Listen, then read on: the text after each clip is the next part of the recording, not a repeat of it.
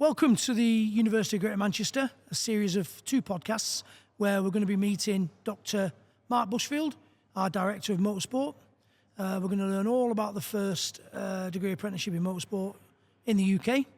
And also we're going to meet Dr. Joe Horn, who's going to be telling us all about advanced manufacturing, composite materials, and the great CPD work that he's undertaking across the business community within Greater Manchester and specifically in Bolton.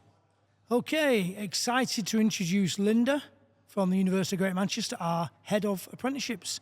So Lynda, I'd like to go back with our guest right to the start. If you'd like to introduce yourself and tell us a little bit about what your role is at the university. No problem, Wayne. So I came to the university 3 years ago now as the Head of Apprenticeships, Quality and Compliance. Since then I've been promoted to the Head of Apprenticeships, but my journey started a very long time ago. I originally was a nursery nurse and nursery manager for 20 years. Oh, wow. And from that I went into apprenticeships. So I did my qualifications. I was a childcare assessor doing early years, and I was a teacher in early years. And about 2005, I became a manager. I was the head of department for childcare and healthcare. I've worked mainly within independent learning providers as my career within apprenticeship, which now scans 25 years. So 20 years as a nursery nurse, 25 years at an apprenticeship. You can work out my age. You'd never tell. And through that, I've done every single thing you can think of with the apprenticeships. I've assessed, I've taught, I've managed so many different areas. I've managed mainly engineering and childcare and health and social care, but I've also done hair and beauty, I've done dental nursing, I've done hospitality, you name it, I've managed it, and I've gained all that experience along the way. So university was my first time outside of an independent learning provider, and it was an exciting challenge because I've also had to learn all about degrees and how they work and how we can embed our apprenticeships within the degree process as well. So that's where I've come from. That's amazing. We've worked together now for the last sort of 2.5 years. Yes, we have. And it has been an amazing journey, and the transformation has been fantastic. Where are we today on that journey, and what schools do we work with within the university to deliver degree apprenticeships? Okay, so we work with 4 main schools. One is engineering and built environment. We work with our business school, Greater Manchester Business School. We work with health, science and society, and also art, creative and computer science. Okay, so within those schools we cover subjects such as electronics, manufacturing, motorsport, which is our new one, which is all very exciting. We cover different types of business leadership and management. We do facilities management. Our biggest areas is within health and society. So we do nursing, we do assistant trainee nurses, we do assistant practitioners, we do youth work, dental tech, and then within our arts and creative we do digital as well. So we have a wide range of apprenticeships. It's brilliant. You've got a vast amount of experience in apprenticeships at all levels, really, from yes. sort of level 2, which is the new government initiatives on sort of pre-apprenticeships and that sort of thing, right up to sort of masters. What's at the University of Greater Manchester in Bolton, what's our unique selling point, would you say, for our degree apprentices? I think within the University of Greater Manchester, we've got staff who have been in industry. Okay, they know what they're talking about. They've done the jobs.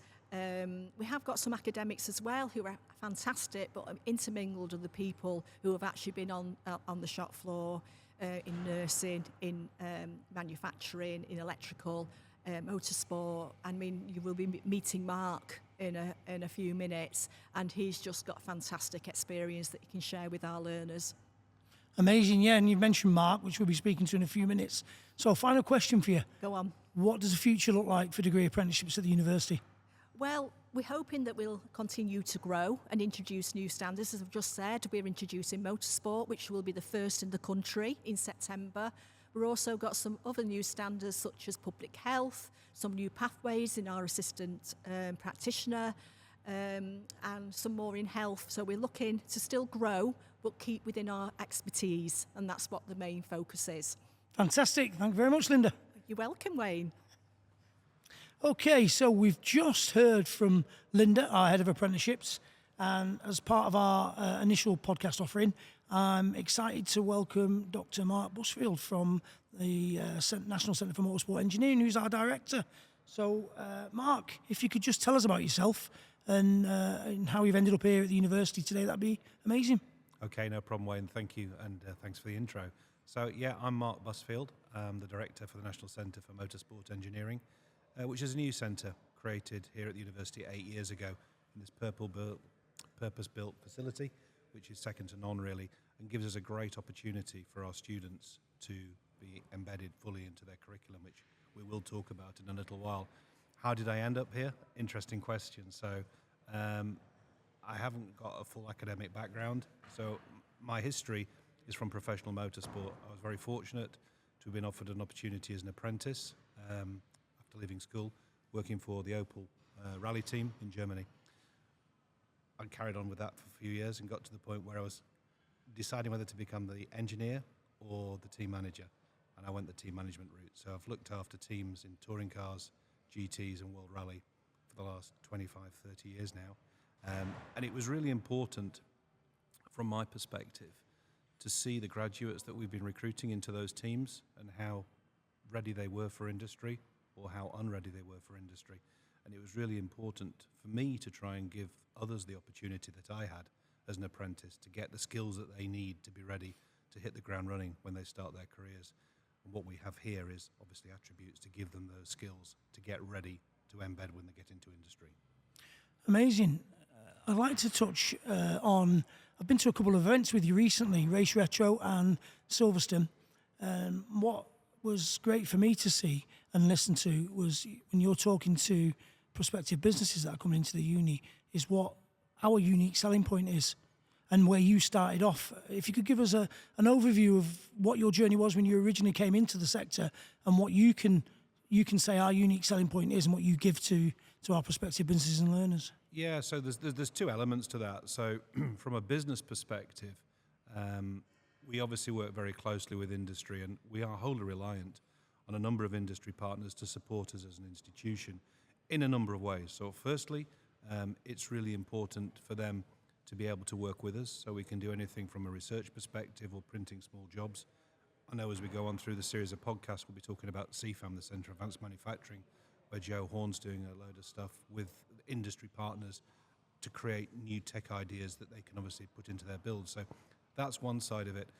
Obviously, from industry perspective, it's really important we stay close to them. So we get a number of industry partners who are looking for grads. You know, literally, we need somebody who's got experience in data analysis. We need somebody who's got experience in CFD or whatever it is. So if we actually do have some really good students that are coming through, have a real strong element of that, then obviously we make sure they apply for these roles that are coming up. So that is really critical. Employability is really, really vital to one of our main attributes. When we actually get through, the students complete their graduation, it's really interesting to see them get relevant jobs specific to the curriculum that we've got, which is obviously also a vital part. I think the other thing which is coming forward and thinking a little bit more laterally is we're about to launch a degree apprenticeship as well. So that gives employers an opportunity to get a student working for them in their own workplace and then come to us for 1 day a week. By virtue of the fact we're based in the Greater Manchester area, we know that we're not directly on the doorstep of most of the Motorsport Valley, which is from Swindon across to sort of Wellingborough, as far north as Birmingham, as far south as Woking. So there's a massive core central hub, and I think people underestimate the magnitude and size of the motorsport industry in this company. And that's not just specifically a number of Formula One teams, which are at the pinnacle of it, but across all elements of manufacturing, whether it be rallying, racing, the infrastructure is second to none, not to mention all the support.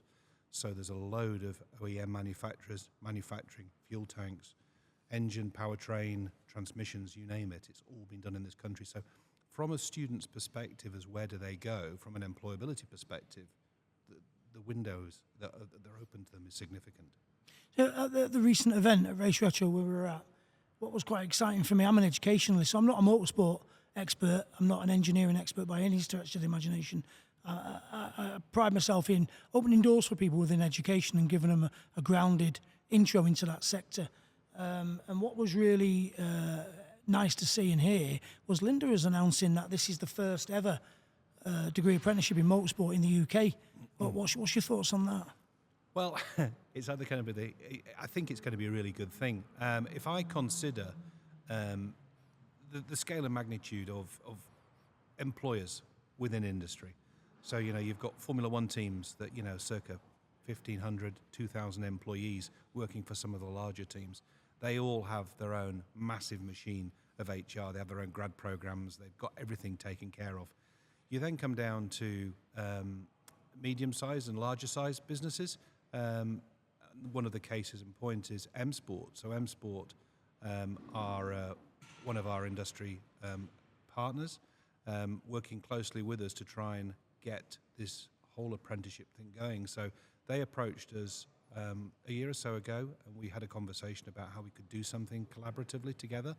If you think of them based in their area, so they're based in Cockermouth, which is sort of North Lakes area near Kendal.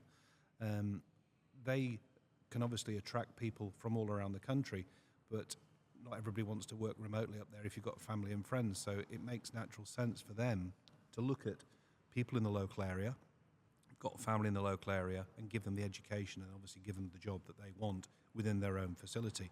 Bearing in mind, they are second to none for what they achieve and do.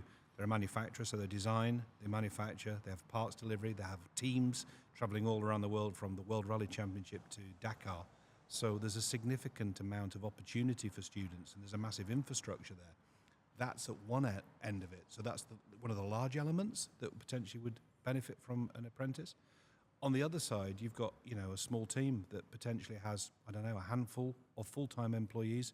A lot of motorsport teams rely on mercenaries or weekend warriors, so contractors who come in and do event weekends only.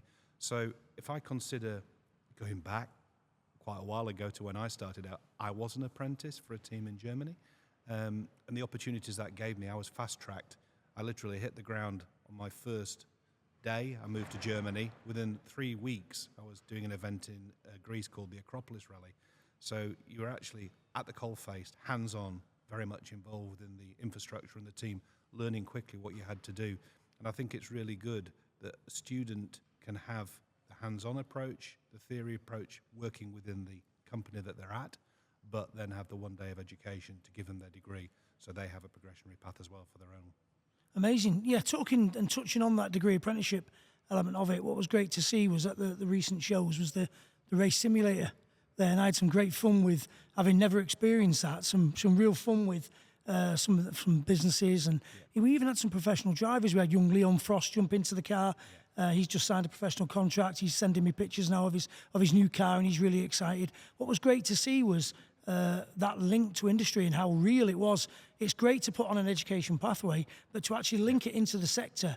And we had a few students coming around from other establishments and saying, wow, tell me about this, tell me about that. We don't have that sort of facility. We're not linked in. We don't have the sim. We don't have that hands-on approach. So just briefly tell me about the features that we've got here at this amazing centre. Yeah, so if we start on the sim came to us a little bit by accident. So we have a team that we work closely with across in Leeds, just on the outskirts, a place called Normanton. It's United Autosports.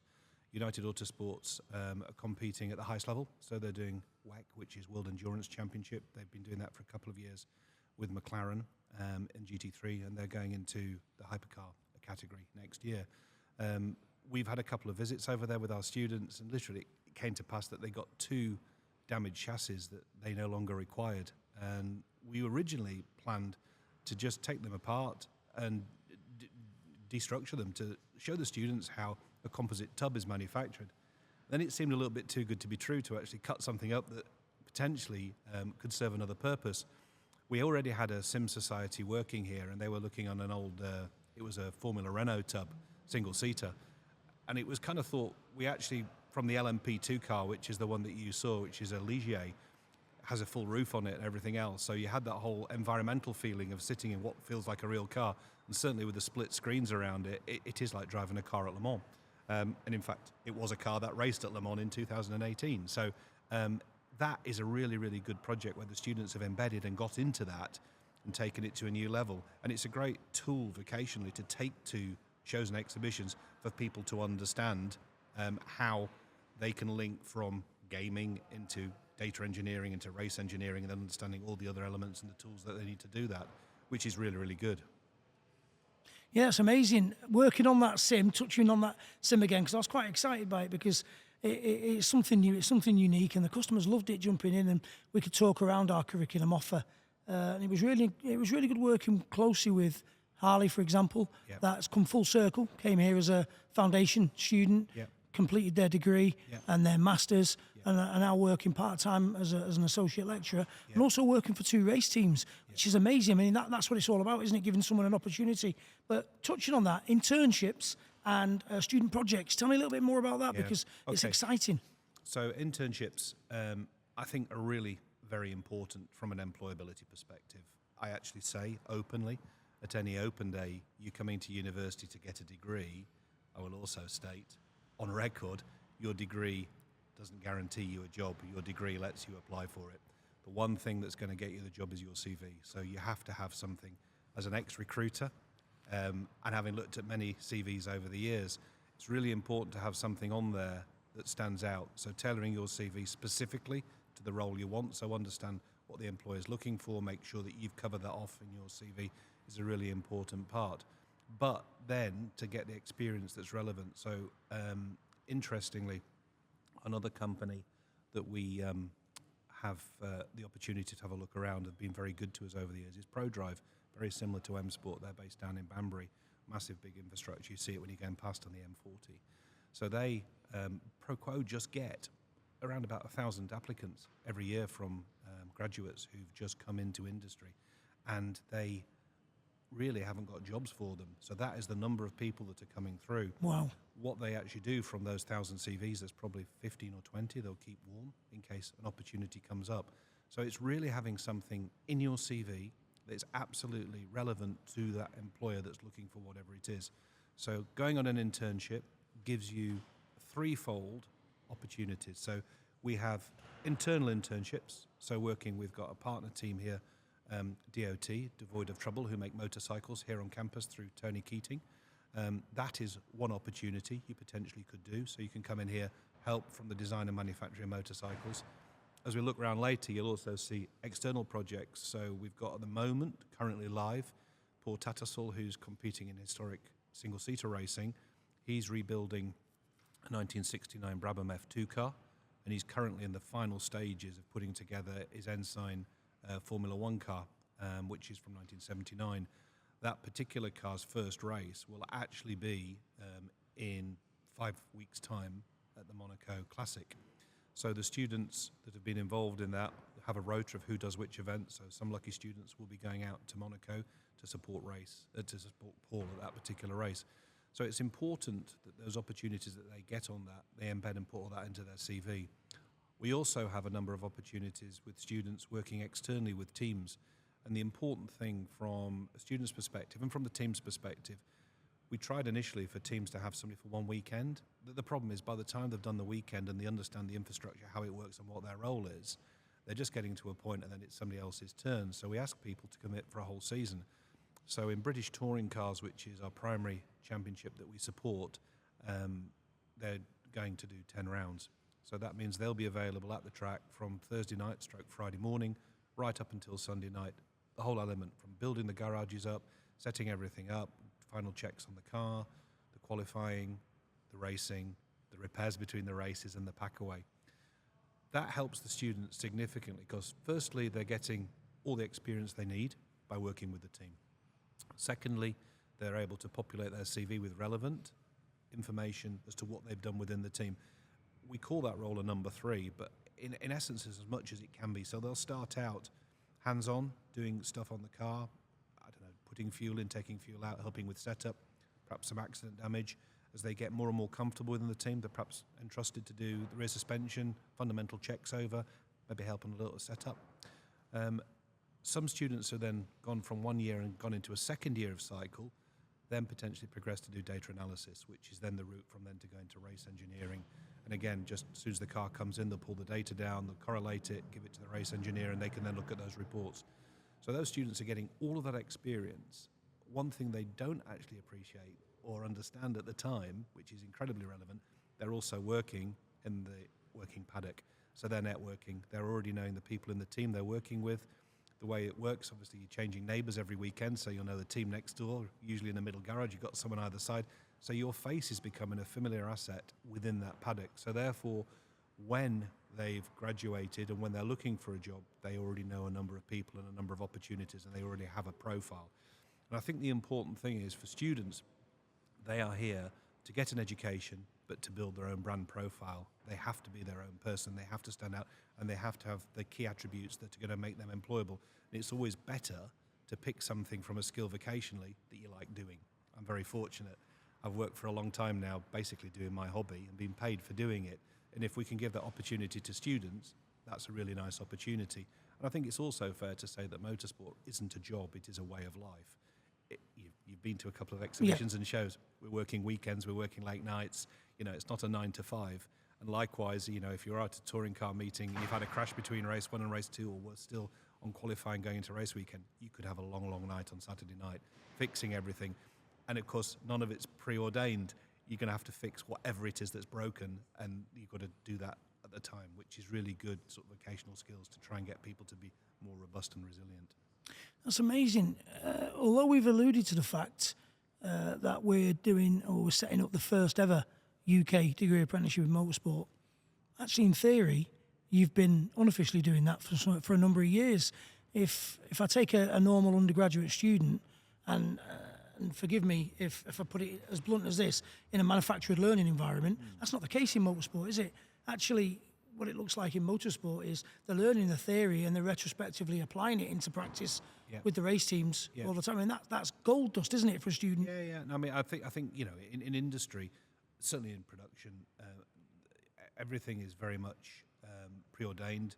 It's all done usually just in time, so everything's done and everything has a structure.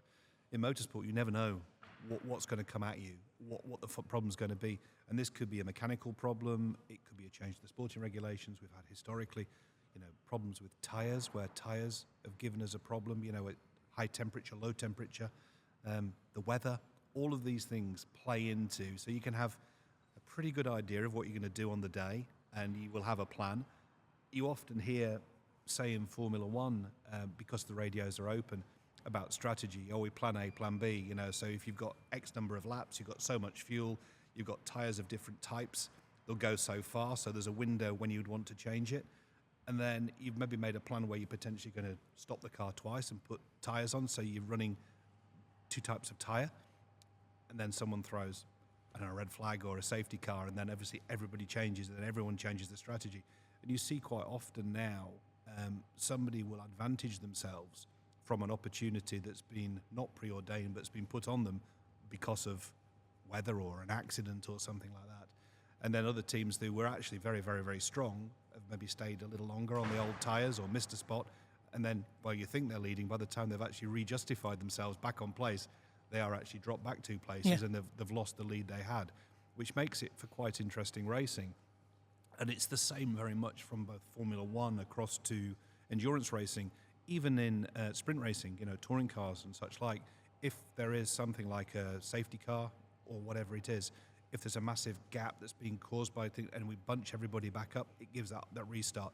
It can liven the racing up again and give another chance for someone to take the lead. I come from a sporting background, as you know, and I align it very closely to the conversation we just had there with sport. We can have all the tactics, all the strategy, all the planning, but then we go 1-0 down, or the left back gets injured, or the goalkeeper gets injured, and we have to change our plans. And I align that really closely with motorsport, and it's really good to see when I'm walking around the centre and I'm working with them at events, the smile on the faces really, and their application of problem solving. Yeah. So in my naive educationalist and football background hat on, And I see on my notes, I've got Formula students. And when somebody says to me Formula, I think, wow, Formula. Tell me about Formula student. What does that encompass? So Formula Student is a global thing. It's a championship created by the IMechE, which is the Institute for Mechanical Engineers. And the whole idea is to play universities against each other in a competition.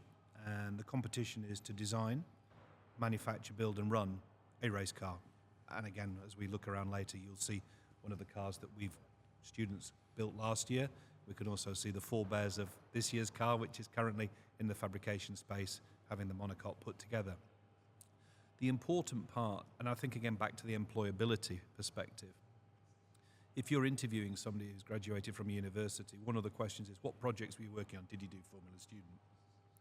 Hopefully they're going to say yes, because then that gives you an opportunity. Well, what role did you do? As on powertrain, aero, chassis, dynamics, data, whatever.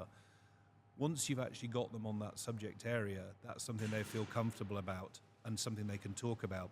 Then, as I was then a program leader or a project leader on those projects, we'd have an engineer in the room who can then drill down to check their knowledge and peripheral skills that they're looking for.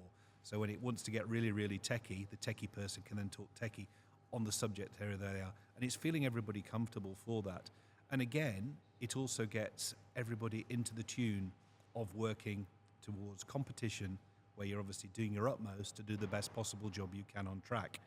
Likewise, one of the best ways to learn, and particularly you said one down on football, if you don't win your race, you need to make sure you do something completely differently for the next time out. So it's not a question of throwing your hands in the air and blame everybody, it's somebody else's fault. It's making a note of all the things that went wrong during the weekend, what things your performance wasn't good at, looking at the things you were good at, learning from others. If someone's thrown a curveball and had a strategic move, it's like, wow, we'd have never thought of that, but that got them the win. Think about all that and add it to your toolbox. And those knowledge and skills, you never, ever stop learning. I was only at the weekend watching the Grand Prix. All the regulations have changed considerably with Grand Prix racing this year. There's been a number of changes, and it's actually brought up a whole new series of potential opportunities from a sporting perspective of how teams can advantage each other. And already the hierarchy seems to be moving around us into the stronger teams and the weaker teams. So I think it's a really important aspect to learn by your mistakes and make sure that you take that forward. And with the improvements that you then make, you make the car stronger.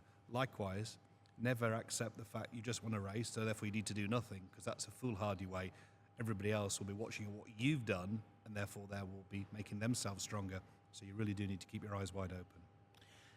Amazing. Before we summarise, there are a couple of people I want to bring into this conversation who support you in your wider team, Emily and Dr. Joe Horn. But before that, you alluded to the fact that you work with other sectors, other areas. And one of the exciting things I've seen recently is our school, Health Science and Society, where we train our nurses and physios and sports rehab. Seen an exciting project linking motorsport with that. Can you tell me briefly about that? Yeah, absolutely. So, and I'm glad you've asked me that, actually. So we work very closely with our colleagues. It's Michelle Powell is the head of health and sciences, and they have got a fantastic team of people doing sports rehab. So if you imagine, we're going to all the touring car meetings, and we have got a series of drivers that potentially have had either an injury or not at their optimum prime. We offered last year to TOCA, which is the organising body for touring cars, a gratis system whereby we would have a pop-up office in the paddock, and drivers can pop in, and it is really been very, very popular. It's great from our point of view because the internships that I talked about from our engineers' perspective, by just working on the cars and getting their hands dirty, their students likewise are also working with sports stars in areas, whether it be football or rugby, and now touring cars. So there's a correlation and cross-link to both of those, which is really quite useful. And obviously it also helps embed people with us as an institution. So the University of Greater Manchester changed its name a year ago. Prior to that, we were the University of Bolton. One of the backstories to that was we spent 6 or 7 years getting ourselves established as the University of Bolton. By changing the name, I think people thought we'd gone, and it hasn't. We're still there. We've just changed the name. Bringing in the team that comes along with Kat and Ramiz is really important for people to see another side. that we aren't just an engineering institution. We have got other streams, and the sports rehab elements are part of that. And again, it's our way of working closely with the championship organisers, with TOCA, and with their medical facilities, medical officer, Dr. Paul Trafford and Alan Gow from TOCA. It's our way of giving them something back, because the more experience our students get, the better they are at getting their end job. And likewise, we're offering a service, again gratis, from students just getting an internship and experience, and the drivers get free sports rehab. Yeah, it's amazing. I mean, we pride ourselves, don't we, on being a wider participation university.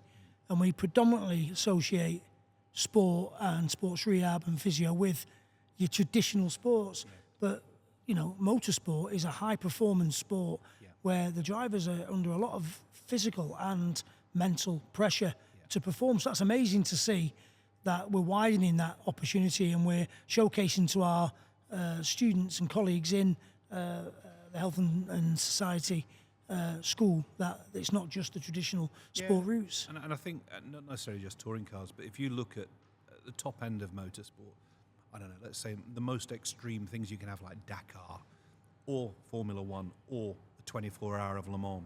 You imagine a driver as a sports person who's driving that car in Dakar all day, continually, just driving across the deserts, and the amount of punishment the body's taking. In Formula One, the amount of trauma the body's going through, temperature, water loss, obviously the head's moving around quite a lot, so that's taking a lot out of the body. If you then think endurance racing, Le Mans, you could be doing a 2-hour stint. The driver then comes out, and obviously there's usually 3 drivers, so you will obviously be swapping those around. They have to rest, obviously, to get rehabilitated, to get back into the car and be as fresh as when they were, literally having just driven the car and maybe had a couple of hours sleep. So all of those things from a sports performance perspective is really critical for the best. So you can do the best possible job with the car, you can have the best possible team, but if the driver's not fit and able to do the job properly, as he would be in football, everybody needs to put into that. So the opportunities are significant. You know, at the highest possible level, all teams have got a masseuse, you know, somebody who's going to look after the drivers from a dietary perspective. Sometimes we even look at, you know, how the head's coping with things from a head strength point of view. And even as is a more often thing, drivers are usually put in front of a camera and a microphone, so media training them to make sure they say the appropriate things when they need to do. Yeah, it's amazing. I mean, just touching base on, selfishly on my sport background, we had a famous player, ex-international player, played Champions League, played for a major club in the Northwest, and it was identified that his hamstring injury came from the clutch on his performance car. Oh, really? So, without naming any names, it's interesting to see, you know, you embarking on that project.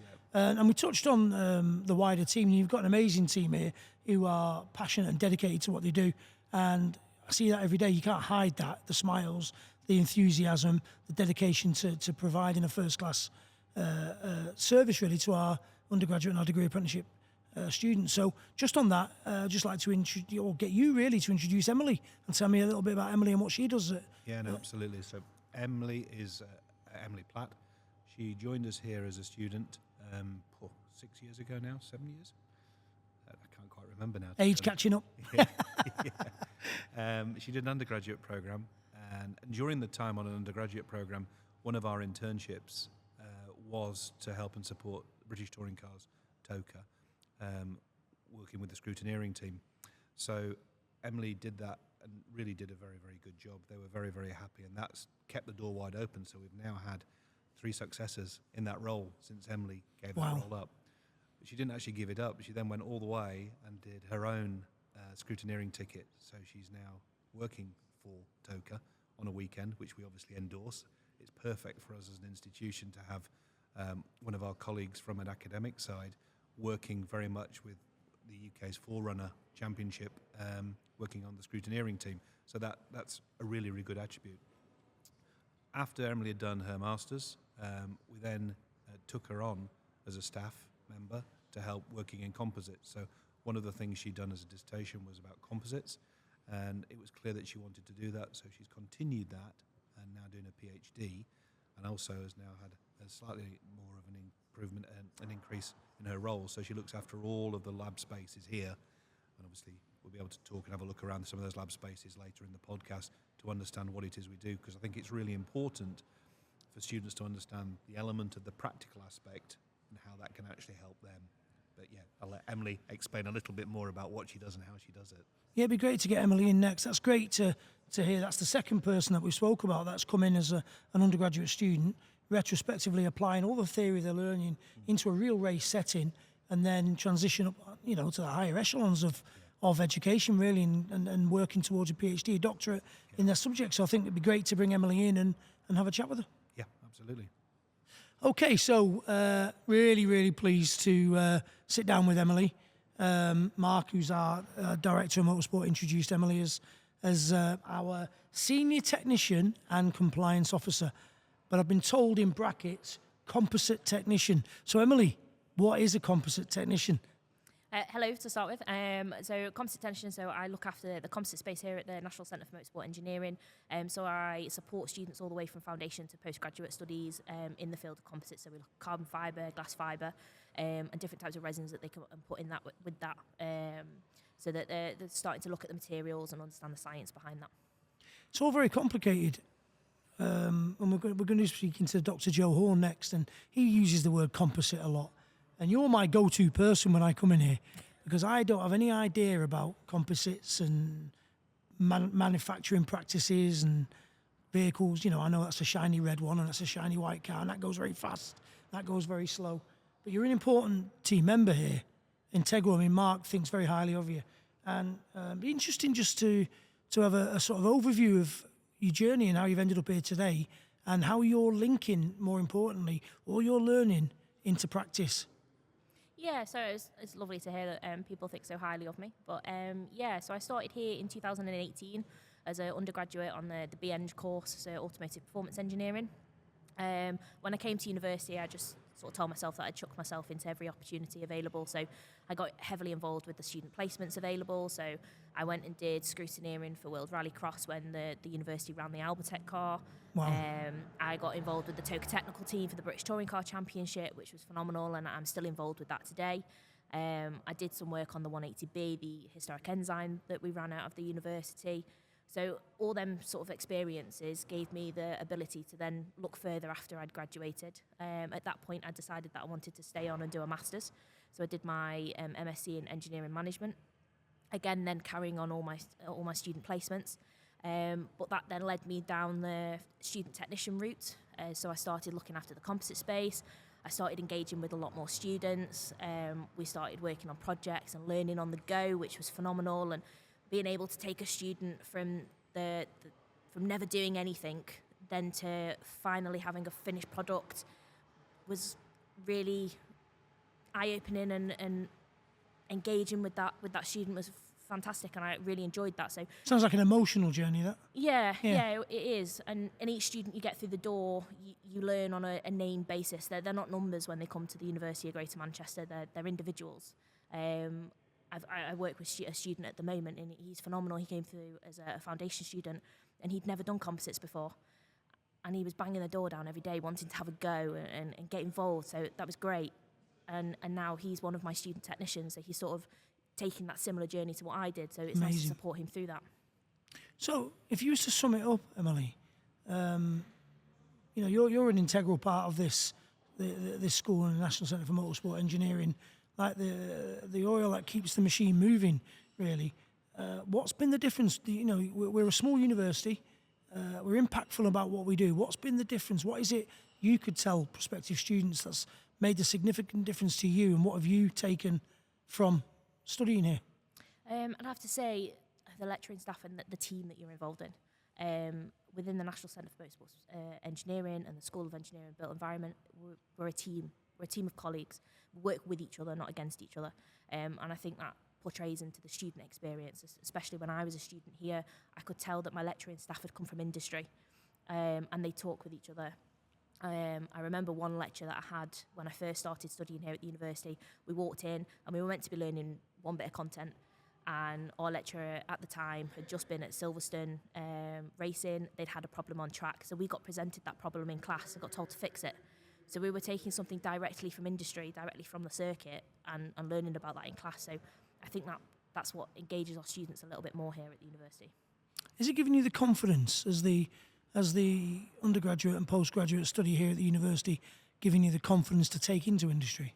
Yeah, definitely. Especially if you go and speak to my mum and dad. I wouldn't say boo to a goose before I started university, but it's the experience. It's knowing people. I was once told when I was little that motorsport is a very small world, and I didn't quite realise that until I actually started working in it. And when I was working with Toka Technical, I walked into the truck and I got asked to go into the office because somebody that worked with my boss had worked with me scrutineering at a club event. And I hadn't told them that was happening, but they knew. And that's when I realised that motorsport is such a small world. See, I'm learning every day the acronyms and the terminologies. And when I went, and I mentioned previously with Mark that I went to a race retro and working with the wider team and learning all about what motorsport is and what the acronyms are. And that word scrutiny or scrutineering came up a lot, and I'm thinking, I have no idea what they're talking about. Tell me what scrutineering or scrutiny is. Tell me about that. So scrutineering is basically to make sure that the competitors are safe, but also that they're legal.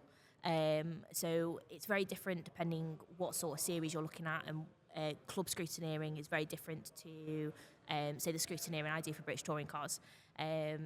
So my typical weekend for a British Touring Car Championship is on a Friday I go round and I do safety scrutineering. And then after qualifying, we tend to do technical scrutineering. So we're checking the cars against regulation, making sure that they're homologated and, making sure basically nobody's cheating. So I talk about a lot of theory into practice, but actually sounds like maybe you're taking some practice back into theory.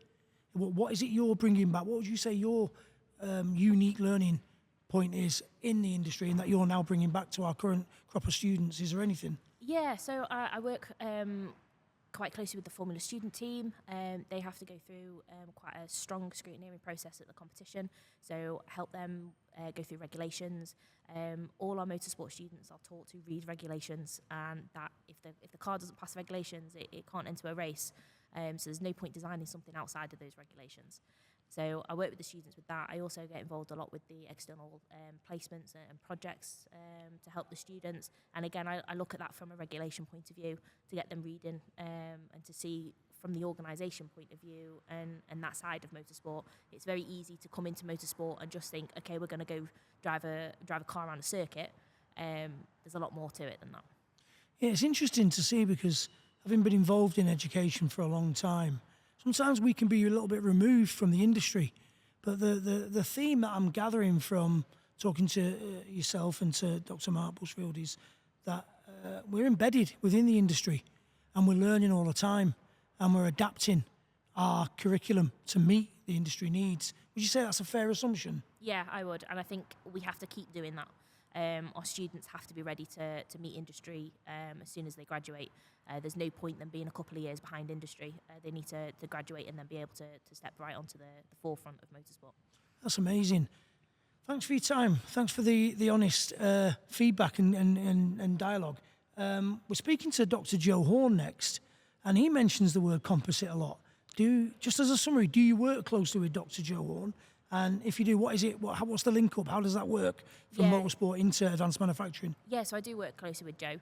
I think all our departments, so whether you're looking at composites, fabrication, machine shop, or CFAM with advanced manufacturing, we sort of all feed that end goal of being able to get a race car prepped and ready. If you're looking through a motorsport application, I know Joe does a lot more and supports a lot more of the industry than necessarily just motorsport. So whether it's I need a mould printing, for example, or a prototype, or support making a plug to be able to then develop a composite material, he can support in that way as well. So yeah, we have to work very closely to each other. That's interesting, and I'm looking forward to meeting Joe because my understanding of advanced manufacturing was a bit like a biscuit production line. That's my understanding of manufacturing. And when I came to university and saw some of the great stuff that Joe's doing in the Centre for Advanced Manufacturing workshops, it really opened my eyes. So I'm looking forward to that. And thanks for the chat. No problem. Thanks for tuning in to our very first ever episode at the University of Greater Manchester, where we're talking about our degree apprenticeship programmes. We were fortunate enough to meet Lynda, our head of apprenticeships, where she gave us an overview of the schools that we work with and the types of programs that we undertake at the university. We also met Dr. Mark Busfield, who's our Director of Motorsport, where he explained his industry links and his journey into the university, our unique selling point, and the fact that we're launching the first ever degree apprenticeship in motorsport. And fortunately, we're using Mark's great connections within the sector to build that pipeline. And then finally, we spoke to Emily, who's come full circle, came here as an undergraduate student, and is now working as a composite technician within the university, and also working as my newly found word of scrutineer, which I now understand, and bringing that learning back into the theory elements of what we teach. If anybody wants any more information, please contact apprentices at greatermanchester.ac.uk, and that will go through to our head of apprenticeships team, Lynda, and they'll be glad to answer anything, and they can put you in direct contact with myself, who can answer any specific curriculum or business development queries.